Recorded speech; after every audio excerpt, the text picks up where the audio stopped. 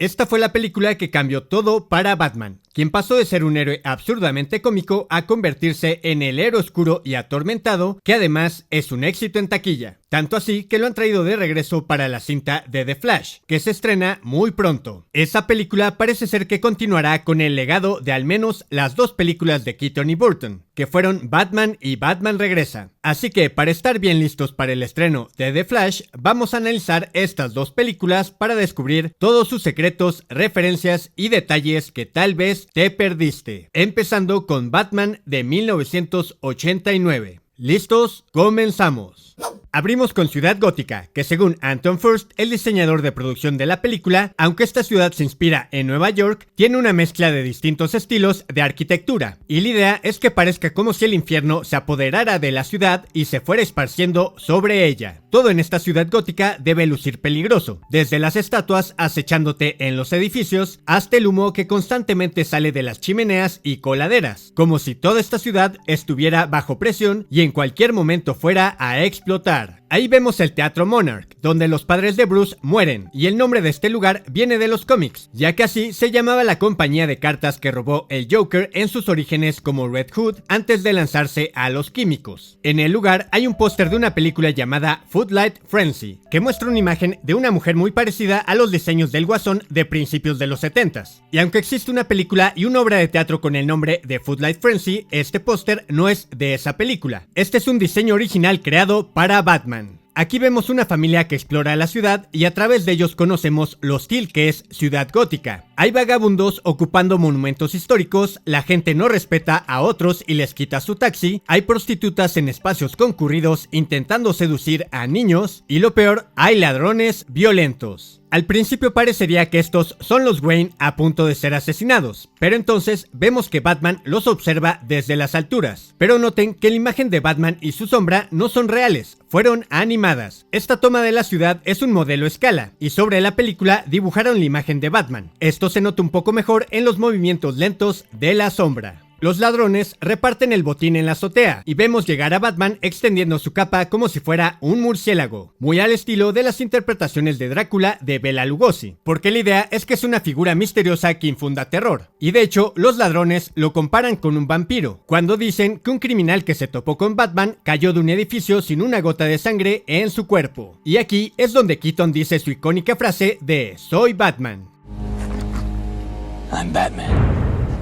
Se suponía que originalmente diría algo así como "soy la venganza" o "soy la noche", como dice en la adaptación del cómic que se hizo con versiones previas de la película, pero a Keaton no le gustó cómo sonaba y se decidió por solo decir "soy Batman", aunque la idea original era que el nombre de Batman era algo que le ponían los reporteros y no algo que él mismo inventaba. Luego vamos a la presentación del fiscal de distrito Harvey Dent, interpretado por Billy Dee Williams, el Lando Calrissian de Star Wars, y como todos pueden ver, el personaje de Harvey Dent o Dos Caras en los cómics es blanco, o al menos una mitad de él, pero en esa época nadie hizo escándalo por este cambio de color, y tampoco cuando tuvimos a un Kingpin negro, pocos se quejaron de eso, y cuando tuvimos a un Superman hawaiano de ascendencia japonesa que parecía latino, tampoco nadie dijo nada. Esos eran tiempos más simples, y uno podría decir que era porque no había internet en esa época, pero sí había correo postal, y la gente también lo usaba para quejarse. De hecho, se dice que Warner recibió unas 5000 cartas pidiéndole que cambiaran a Michael Keaton, un actor de 1,75 de estatura, cabello rizado y que solo lo conocían por papeles cómicos. Pero resulta que aunque Keaton definitivamente no se parece nada al Bruce Wayne de los cómics y no se cambió su cabello rizado ni se llenó de músculos para la película, hizo un gran trabajo porque es un gran actor. Y cuando se ponía el traje de Batman, en verdad se transformaba en algo más, y eso es algo que todos deberíamos de recordar en esta época tan divisiva. Las apariencias no son todo, ni siquiera en el cine. Seguimos con la película y Jack Napier está observando la conferencia en el departamento de Alicia Hunt, una modelo que está enamorada de su rostro, que termina destruyendo el Joker. Y aunque no es un personaje de los cómics, su historia es muy similar a la de Circe, la prometida del villano Roman Sionis o Black Mask en los cómics. Circe también era una modelo muy bella comprometida con Roman Sionis, el dueño de una fábrica de cosméticos que creó un mal producto que desfiguró a la gente. Esto hizo que su compañía quebrara y Circe terminara con él, pero luego Sionis enloqueció y se convirtió en un gángster llamado Black Mask, quien se vengó de Circe arruinando su rostro con los productos defectuosos de su compañía, y luego le dio una máscara de maniquí para burlarse de ella. Esto es muy parecido a la historia de Alicia en la película, y como dijimos hace años en nuestros análisis de Aves de Presa, el Joker de Jack Nicholson es mitad Joker y mitad Black Mask, ya que en los cómics Joker pasó de ser un asesino en serie a un bromista o un terrorista, pero nunca un gángster como en la película. El gángster de los cómics era Black Mask, y el plan de hacer cosméticos que deformen a la gente es una mezcla entre el gas venenoso del Guasón y los cosméticos defectuosos que arruinaron a Black Mask. Mientras tanto, en las calles, el periodista Alexander Knox se encuentra con el teniente Eckhart, quien parece inspirarse en el detective Bullock de los cómics, que tiene un aspecto similar y ambos son policías corruptos, ya que Eckhart trabaja para Grissom. Al día siguiente, Knox llega a su oficina donde es la burla de todos, por escribir sobre Batman, y uno de los caricaturistas le hace una caricatura de un murciélago con traje, que está firmada por el propio Bob Kane, el creador de Batman. Se supone que él tendría un cameo en la película, pero al final no se concretó. Aquí conocemos a Vicky Vale, una fotógrafa que muestra una revista con su trabajo cubriendo la revolución de Corto Maltés. Este es un lugar del universo DC que apareció por primera vez en el cómic The Dark Knight Returns, y recientemente fue la isla donde peleó el Escuadrón Suicida contra Starro. Luego vamos hasta el penthouse de Grissom, quien se preocupa de que la policía lo relacione con la fábrica de químicos Axis, que es referencia a la fábrica Ace Chemicals de los cómics. Y allí vemos que Jack juega con su baraja de la suerte, y todas las cartas tienen un hoyo en el centro. Este es un agujero de bala, se puede ver más claramente en la adaptación del cómic. Y es que según la novelización de la película, se supone que hace años Jack había recibido un disparo directo al corazón, pero esta baraja que guardaba en la bolsa de su pecho había detenido la bala, por eso es su baraja de la suerte. Y noten que cuando mira la carta del Joker, el agujero de la bala está sobre su mejilla, como un presagio de que allí es donde será herido cuando la bala le rebote a Batman más adelante. Mientras tanto, Bruce da una fiesta a la que asisten Knox y Bale, quienes llegan a una sala de armaduras. El guión la describía como una sala con armas exóticas, todo tipo de instrumentos arcanos de muerte ingeniados por el ser humano. Pero aquí vemos que son solo distintos tipos de trajes de combate. Podría ser que Bruce busque inspiración en estas armaduras para crear su traje de Batman. Mientras tanto, en Axis, Jack se entera de que le han puesto una trampa y Eckhart viene a matarlo por órdenes de Grissom. Pero entonces llega el comisionado, y de entender que él sabe que Eckhart es un policía sucio que trabaja con Grissom.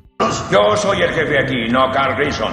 Por eso Eckhart desaparece y trata de huir en vez de ayudar al comisionado cuando lo tienen encañonado, pero Jack lo ve y lo elimina. Sin embargo, la suerte de Jack tampoco es muy buena, porque se topa con Batman, y al dispararle, la bala rebota y se supone que penetró de una mejilla a la otra. Esto es lo que le deforma la cara, y al caer en los químicos, estos tensan sus músculos, dejándolo en una mueca permanente de dolor, que el cirujano trata de arreglar en la forma de una sonrisa. Batman no puede salvar a Jack y se va creyendo que ha muerto, pero vemos que una mano sale de los químicos, y junto a ella flota la baraja de la suerte, y no se alcanza a ver, pero se supone que la carta que queda en su mano es el Joker. De vuelta al periódico, Bale y Knox tratan de descifrar dónde encontrar a Batman analizando un mapa de Ciudad Gótica, que en realidad es un mapa de Vancouver volteado al revés. Luego Vicky va a su cita con Wayne, que luce bastante siniestra y hasta un poco pobre para un millonario, pero en el guión original se supone que la cita implicaba montar a caballo por los terrenos de Wayne. El problema es que uno de los actores se lastimó y se deshicieron de la escena, y en vez tenemos una escena más íntima con Alfred, donde precisamente hace un chiste de cómo Bruce se lastimó montando a caballo.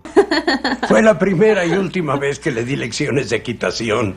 Bruce y Vicky pasan la noche juntos, pero Bruce se levanta para colgarse de cabeza como un murciélago. Incluso hace una pose rara con los brazos como de alas, pero esto no quiere decir que durmiera de cabeza. Esto es como un pequeño gimnasio en su cuarto, y se ve que hace movimientos como de yoga para meditar, así que probablemente esta es una técnica que usa para pensar, tal vez porque le llega más sangre al cerebro o algo así. Ahora vamos con el cirujano que intenta salvar la cara del Joker, y en la novela se supone que este era un doctor clandestino al que le habían quitado quitado su licencia y ahora trabajaba con criminales. Y las herramientas con las que trabaja hacen referencia a los instrumentos del dentista en la película de La pequeña tiendita de los horrores, otra favorita de Burton a la cual le quiso hacer un remake con Johnny Depp. Luego Jack, que ahora se identifica como Joker, va a vengarse de Grissom, a quien mata saliendo de entre las sombras y con el sombrero cubriendo su rostro, en un cuadro similar a cuando Joker se aparece ante Barbara Gordon para dispararle en el cómic de The Killing Joke, que salió un año antes que la película. Entonces Joker decide que tomará el imperio de Grissom y llama a todos los demás mafiosos. A uno de ellos lo electrocuta y al resto los amenaza con sus secuaces, que ahora tienen chamarras con una imagen de Joker, que imita a la de los cómics de los 80s. Y en el brazo se supone que cada chamarra tiene una carta de baraja. Luego Bruce va a visitar el callejón donde murieron sus padres y se encuentra al Joker y su banda a punto de matar a uno de sus rivales que lo desafió, a quien le clava una pluma. Algo que de cierta forma referenció el Joker de Heath Ledger cuando mata a uno de los mafiosos clavándole una pluma en el ojo. Horas más tarde, Joker ve una conferencia de prensa en la que aparece Harvey Dent y destruye la tele golpeándola con un guante que da sobre un lado de la cara de Harvey, un presagio de que en un futuro sería el villano Dos Caras. Entonces Joker comienza a trabajar en su plan maestro del Smilex, la toxina que mata a la gente dejándoles una sonrisa. Y vemos que sobre su escritorio hay un folder de la CIA acerca de un gas nervioso usado en una guerra. Probablemente fuera en Vietnam porque se descontinuó en el año de 1977 y la guerra terminó en 1975. De aquí es de donde Joker saca la idea del Smilex, y este podría ser uno de los documentos de la bóveda de Axis que Grissom escondió. Quizá el gobierno usó a Axis para fabricar el gas durante la guerra, y por eso Axis sigue teniendo todo lo necesario para fabricarlo cuando lo hace el Joker. Luego vamos a un set de televisión donde dan la noticia de que hay dos modelos muertas con el Smilex, y se supone que en una escena eliminada, Vicky estaría en la sesión de fotos de estas modelos y vería cómo morían cuando el director les pedía que sonrieran más y de pronto ya no podían parar. Y se supone que la sesión de fotos había sido pagada por un tal Mr. Joseph Kerr, que es uno de los alias del Joker en los cómics.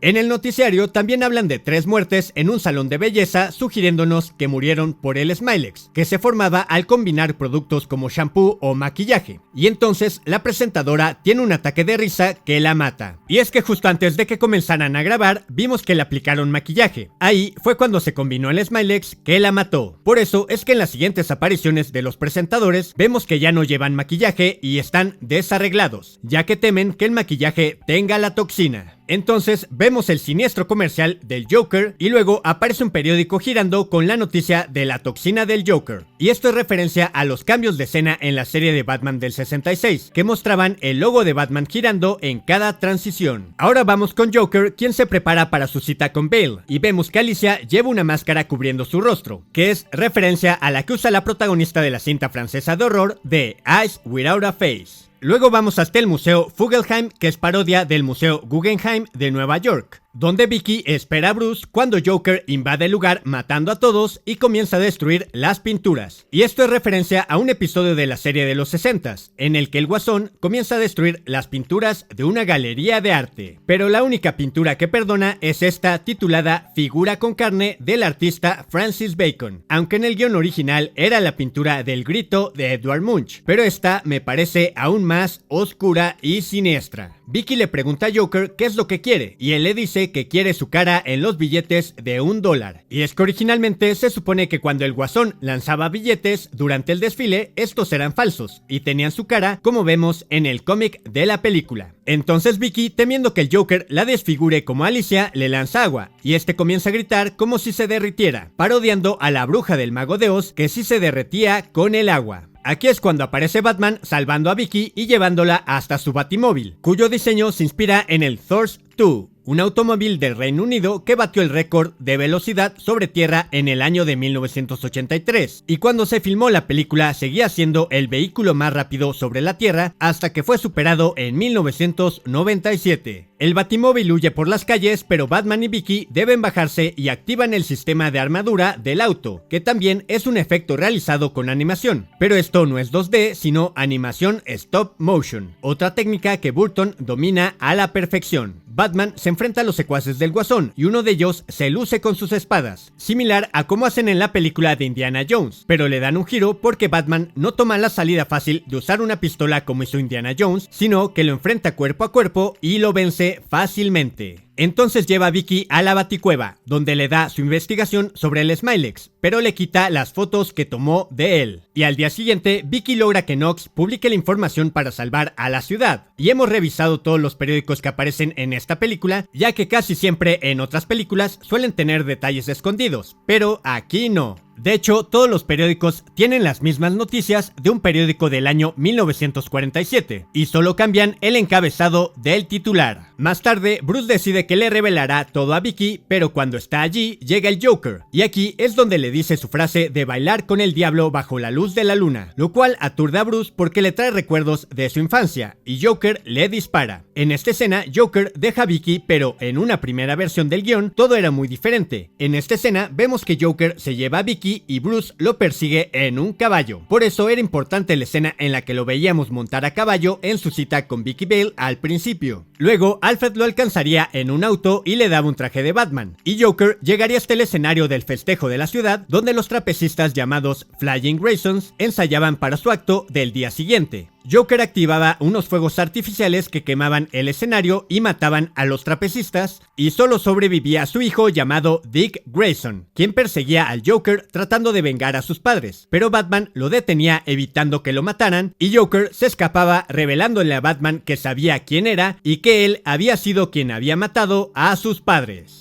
Pero eso no sucedió en este universo, así que regresemos a nuestra película, donde Batman se da cuenta de que Jack fue el asesino de sus padres. Y vemos el flashback donde los matan, que se ha vuelto icónico, pero pudo ser aún más icónico porque la idea original era que el papá sería interpretado por Adam West, el Batman de la serie de los 60s, y Julie Newmar, la gatúbela de esa serie, sería la mamá. Pero Adam West no quiso y el cameo se vino abajo. Entonces Alfred deja entrar a Vicky a la Baticueva, algo que molestó a muchos porque no sería algo que Alfred haría en los cómics. Y después de hablar de sus sentimientos con Vicky, va hasta la fábrica de Axis y la destruye. Mientras que Joker comienza a envenenar a todos en el desfile, hasta que llega Batman en su batiavión, que nos da otra imagen icónica cuando sube al cielo con la luna reflejada detrás, como si fuera el símbolo de Batman. Y luego se lanza contra el Joker, quien lo espera desde el suelo en una escena que imita esta de la película de Peyton, donde el general se enfrenta a un avión que viene en su contra. Y cuando Vicky busca a Batman en los escombros, Joker se la lleva a la torre de la catedral, donde tendremos el enfrentamiento final, sin la ayuda de la policía, porque solo hay como 4 en esta escena. Y esto tiene una explicación en el guión original, ya que se supone que Joker envenenó el café de la estación de policía, enfermando a todos. Así que no hay suficientes policías para resguardar la seguridad durante el desfile y por eso lo cancelaban. Pero toda esa escena fue eliminada.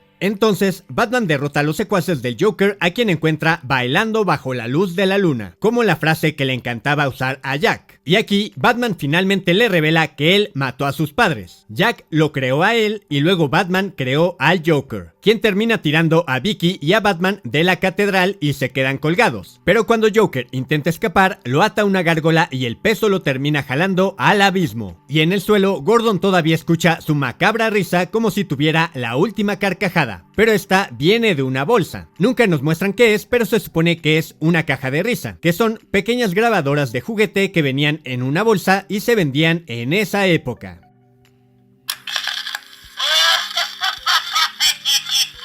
Así es como Batman salva a la ciudad, y lo reconocen como un héroe al que podrían llamar con la batiseñal, la cual brilla en el cielo y nos da otra imagen icónica de Batman mirándola desde las alturas. Y eso es todo de Batman, una de las primeras películas de superhéroes que se convirtió en un verdadero éxito en taquilla, ya que en esa época de hace más de 30 años superó los $400 millones, algo que hoy en día ni siquiera Black Adam o Shazam 2 lograron. Recuerden que próximamente haremos el análisis de la película de Batman Returns, y cuando salga la película de The Flash también haremos su análisis. Así que suscríbanse al canal y activen las notificaciones para que no se lo pierdan. Gracias y hasta la próxima.